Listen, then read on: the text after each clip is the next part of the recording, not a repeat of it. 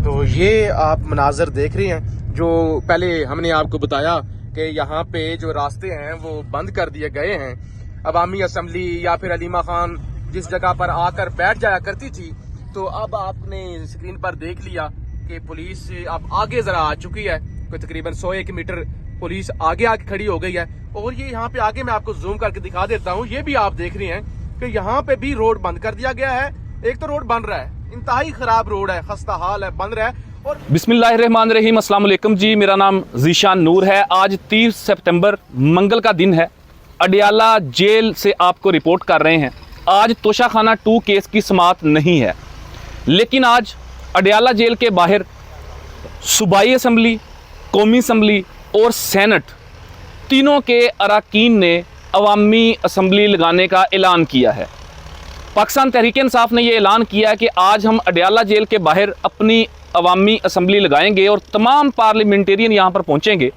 इस वक्त दोपहर 1 बजे का वक्त है और अडियाला जेल के ऊपर जो दागल नाका है, वो जगह जहाँ से अलीमा खानम प्रेस कॉन्फ्रेंस करती हैं, वहाँ पर पुलिस की भारी नफरी मौजूद है। और उससे 1 किलोमीटर पहले भी सड़क एक साइड से बंद की गई है। ये जो मेरे अकब में आप पीछे रोड देख रहे हैं, ये अडियाला जेल रोड है। और अभी तक की सूरत के मुताबिक यहाँ पर क़यादत नहीं पहुँची है, क्योंकि मुलाकात का वक्त 2 बजे का होता है। अलीमा खानम ने 2 बजे आना है।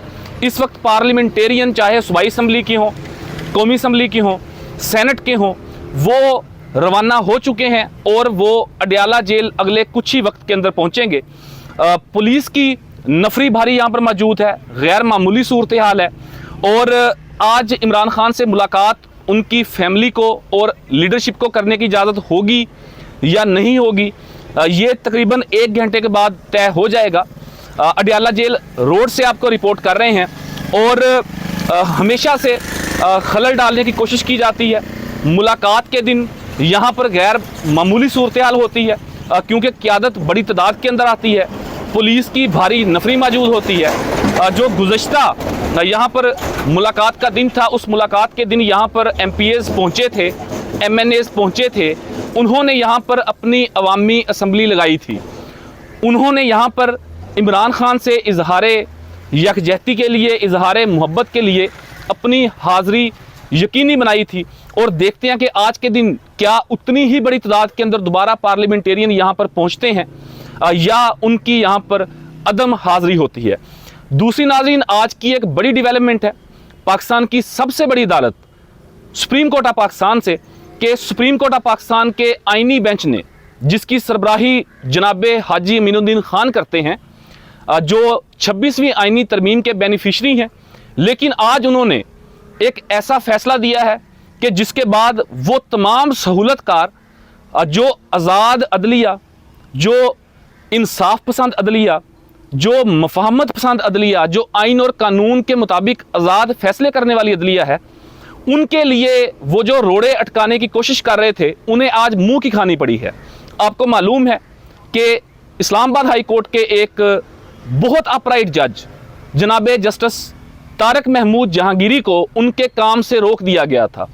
उनकी जाली डिग्री का एक मामला सामने आ गया था, जिसके बाद इस्लामाबाद हाई कोर्ट के चीफ जस्टिस जनाब सरदार सरफराज डोगर, जिन्हें लाहौर हाई कोर्ट से 26वीं आईनी तरमीम के बाद 16वें नंबर से लाकर इस्लामाबाद हाई कोर्ट का चीफ जस्टिस बनाया गया, उनके साथ एक और जज जो 26वीं आईनी तरमीम के बेनिफिशरी हैं जनाब आज़म खान, उस 2 रुकनी बेंच ने जस्टिस तारक महमूद जहांगीरी को उनके काम से रोक दिया था, उनके अदालती काम से, उनके जुडिशल वर्क से रोक दिया था। और फिर 5 आज़ाद जजेस जिस तरीके से सीना तान कर दरख्वास्त गुजार के तौर के ऊपर सुप्रीम कोर्ट पहुंचे थे, वो विजुअल पाकिस्तान क्या पूरी दुनिया ने देखा।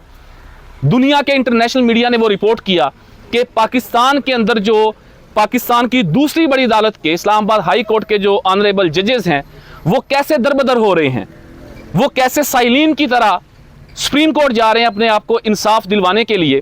और फिर जस्टिस तारक महमूद जहांगीरी की दरख्वास्त समाअत के लिए आईनी बेंच के सामने मुकर्रर हुई थी।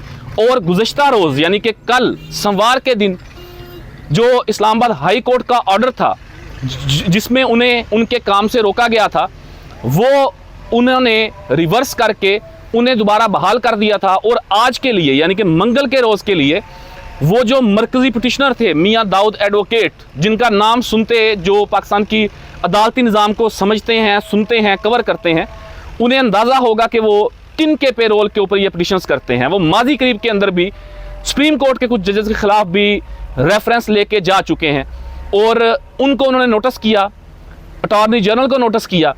लेकिन सबसे मज़ेदार चीज़ नाज़रीन आज ये हुई कि आइनी बेंच, जिसके ऊपर ये कहा जाता है कि 26वीं आइनी तरमीम के जो बेनिफिशरी टोला है उन तमाम लोगों को उसमें रखा गया है, उन्होंने भी आज एक ऐसा फैसला दिया कि तमाम लोग दंग रह गए और उन्होंने इस्लामाबाद हाई कोर्ट का जो डिवीज़न बेंच का फैसला था उसको मुअत्तल करके जस्टिस तारक महमूद जहांगीरी को बहाल कर दिया। और इस वक्त जस्टिस तारक महमूद जहांगीरी वापस इस्लामाबाद हाई कोर्ट में पहुंच गए हैं और अपने कमरा अदालत के अंदर मौजूद हैं और उनके जो केसेस थे वो आज वो सुन रहे हैं। लेकिन आइनी बेंच के अंदर एक दिलचस्प सूरत ये बनी जिसको देखने के बाद चीफ जस्टिस सरफराज डोगर साहब को ये सोचना चाहिए, उनके साथ मौजूद डिवीज़न बेंच में जस्टिस आज़म खान को ये सोचना चाहिए कि उन्होंने किन के कहने के ऊपर अपने बरादर जज, अपने एक ऑनरेबल जस्टिस तारक महमूद जहांगीरी को काम से रोका था कि आज उनके उस फैसले का दिफा अटॉर्नी जनरल ने भी नहीं किया, वो जो मरकज़ी पिटिशनर थे उन्होंने भी उस फैसले का दिफा नहीं किया। जब आइनी बेंच ने आज अटॉर्नी जनरल से पूछा और मरकज़ी पिटिशनर से पूछा कि क्या किसी जज को अदालत काम करने से रोक सकती है जब तक उसका फैसला सुप्रीम जुडिशल काउंसिल से ना हो जाए, तो उनका जवाब था नहीं।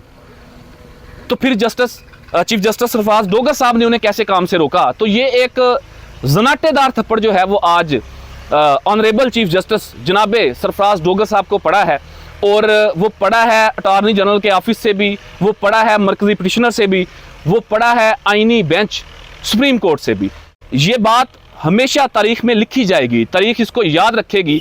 जो लोग हक और सच के लिए मज़ाहमत करते हैं उनको तारीख याद रखती है। मज़ाहमत में अज़मत है जबकि मुफाहमत में शर्मिंदगी है, इसमें कोई दो राय नहीं है। इस वक्त सुप्रीम कोर्ट में भी, इस्लामाबाद हाई कोर्ट में भी, पाकिस्तान की तमाम सियासी जमातों में भी, वकला जो लीगल फ्रेटर्निटी है उसमें भी, हर सेगमेंट ऑफ सोसाइटी के अंदर जो लोग रेजिस्टेंस कर रहे हैं उनका नाम तारीख में कैसे लिखा जा रहा है, जो मुफाहमत कर रहे हैं, जो लेट रहे हैं, जो इस निज़ाम के, इस रजीम के सहूलतकार बन रहे हैं, उनका नाम तारीख के कूड़ेदान में जाएगा। तो ये दो बड़ी डेवलपमेंट्स थी, एक अडियाला जेल से और दूसरी पाकिस्तान की सबसे बड़ी अदालत सुप्रीम कोर्ट ऑफ पाकिस्तान से। और जस्टिस तारक महमूद जहांगीरी का मामला आर्जी तौर पर ख़त्म हुआ है, अभी मुस्तकिल बुनियादों के ऊपर हल नहीं हुआ, क्योंकि जो उन्हें मुअत्तल किया गया था उन्हें बहाल किया गया है। जो इस्लामाबाद हाई कोर्ट का डिवीज़न बेंच का ऑर्डर था वो मुअत्तल किया गया है। उनका जो जाली डिग्री रेफरेंस वाला मामला है वो अभी भी लटक रहा है। उस हवाले से 18 अक्टूबर को सुप्रीम जुडिशल काउंसिल का इजलास तलब किया गया है। अब यहाँ पर नाज़रीन बड़ी दिलचस्पी की बात यह है कि ये समझने की ज़रूरत है कि सुप्रीम जुडिशल काउंसिल के अंदर 5 वोट मौजूद होते हैं। जिस तरफ 3 वोट जाएंगे उसके हक के अंदर फैसला होगा। अगर 5 में से 3 लोग कह देते हैं कि जी डिग्री जाली है तो जस्टिस तारक महमूद जहांगीरी को घर जाना पड़ेगा। अगर 3 लोग उनके हक में वोट दे देते हैं तो फिर वो बतौर जस्टिस इस्लामाबाद हाई कोर्ट अपना काम जारी रखेंगे। अब वो जो 5 वोट हैं उनमें एक वोट जनाबे चीफ जस्टिस जो 26वीं आइनी तरमीम के बेनिफिशरी हैं, जिन्हें तीसरे नंबर से उठा के चीफ जस्टिस बनाया गया, जस्टिस मंसूर अली शाह, जस्टिस मुनीब अख्तर को सुपरसीड करके उन्हें चीफ जस्टिस बनाया गया। एक तो उनका वोट है, दूसरे नंबर के ऊपर जस्टिस मंसूर अली शाह का वोट है, तीसरे नंबर के ऊपर जस्टिस मुनीब अख्तर का वोट है। ये 3 vote supreme court of Pakistan के टॉप 3 जजेस के हैं, जबकि चौथा वोट जो है वो बलोचिस्तान हाई कोर्ट के चीफ जस्टिस रोजी खान का है। 5वां वोट जो है वो भी 26वीं आइनी तरमीम के बेनिफिशरी मोहतरमा chief justice Lahore high court Aliya Neelam साहिबा का है। तो ये 5 वोट हैं और इन 5 का अगर देखा जाए तो 2-2 वोट जो हैं वो बराबर हैं। जस्टिस मंसूर अली शाह और जस्टिस मुनीब अख्तर जस्टिस तारक महमूद जहांगीरी के हक में वोट देंगे, जबकि chief justice Balochistan high court justice Lahore high court जो हैं वो उनके खिलाफ वोट देंगे। और जो 5वां वोट होगा, जो फैसला कुन वोट होगा, वो जस्टिस याया अफरीदी का होगा। अब देखना यह है कि क्या वो बिल्कुल ही अपनी साख ख़त्म करते हैं या वो इस मौके के ऊपर रजिस्ट करते हैं और जस्टिस तारिक महमूद जहांगीरी के साथ खड़े होते हैं। तो इस फैसले के लिए हमें 18 अक्टूबर का इंतज़ार करना पड़ेगा। तो ये दो बड़ी अहम डेवलपमेंट्स थी, एक अडियाला से, एक सुप्रीम कोर्ट ऑफ पाकिस्तान से। अभी हम अडियाला जेल के बाहर मौजूद हैं। मेरे अकब में अडियाला रोड है और अब से कुछ ही देर के बाद यहाँ पर पाकिस्तान तहरीक इंसाफ की क़यादत भी पहुँचेगी, इमरान खान की बहनें भी पहुँचेंगी। यहाँ पर अवामी असम्बली का इनेकाद किया जाएगा। यहाँ से जो भी डेवलपमेंट होगी, जो भी तफसीलात होंगी, वो वक्तन फ़क्तन आपके सामने ज़रूर रखेंगे। अपने कीमती फ़ीडबैक से ज़रूर आगाह कीजिएगा। अपने मेज़बान ज़ीशान को इजाज़त दीजिए। पाकिस्तान जिंदाबाद।